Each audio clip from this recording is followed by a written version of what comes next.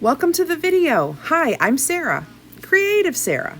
If you're new, type add me in the comments. If you haven't become a member yet, type club.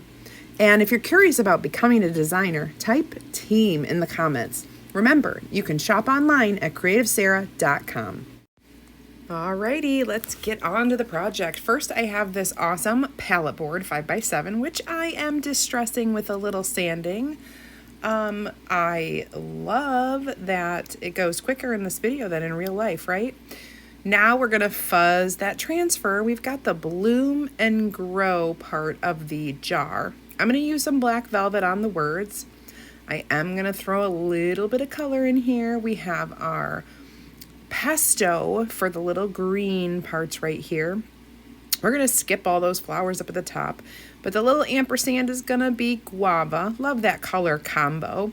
And we're not even putting the jar on it. I'm just using the words. So you can reuse these transfers in different ways. I love that. Now, I'm gonna go ahead and dry with our quick dry tool. And then, of course, you know me, we gotta add a little bit of bling.